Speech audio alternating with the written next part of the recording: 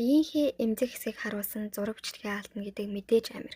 Ийм нөхцөлд орсон хэнд ч бай айд сандарч ханаас тусламж авахаа мэдгүй байж болно шүү дээ. Хэрв чамд аль эсвэл найзаач нь ийм явдал тохиолдсон бол Take It Down гэх үнэгүй үйлчилгээг санал болгож байна.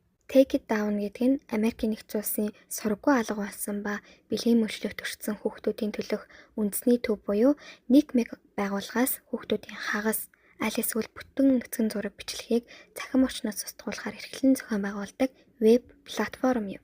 Та ердөө 3хан богинохон асуултанд хариулаад устгуулах хүсэлтэй байгаа зураг болон бичлэгүүдээ сонгоод л болоо юм.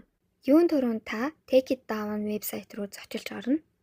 Ийхүү эхлүүлэхдээ Get Started товчлуур дээр дарж эхлүүлээрэй. Танаас ердөө 3 асуулт асууна. Эхний асуулт нь таны хагас болон нүцгэн зургийг авах үед та 18 наснд хүрсэн байсан эсэхийг асууж байна. Хэрэв хүрээгүй бол Under 18 буюу эхний хариултыг сонгоорой. Хоёр дахь асуулт таны устгуулахыг хүсэж байгаа зураг болон бичлэгт хагас эсвэл бүтэн нүцгэн дүр загвуулж байгаа эсэхийг асууж байна. Хэрэв тийм бол yes, үгүй бол no.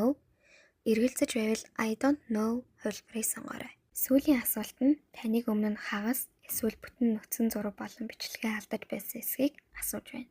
Ийхүү next товчлуур дарсны дараа select хэсэгт та өөрийнхөө устгуулахыг хүссэн зураг болон бичлэгийг оруулах боломжтой. Нэг удаадаа 10 хүртэлх тооны зураг болон бичлэгийг оруулах боломжтой юм шүү. Таны оруулсан зураг бичлэгийг тоо болон тэмдэг толилдсон кодоор дүрсэлдэг. Ийхүү тухайн кодыг бидний сайн мэдэх Facebook, Instagram, Twitter, Snapchat, TikTok гэх мэт 14 төрлийн өргөн хэрэглээний платформ руу илгээж тэрхүү платформ дээр таны оруулсан зураг бичлэгийн хуулбар тавигдсан байвал устгуулах хүсэл тавьдаг юм байна.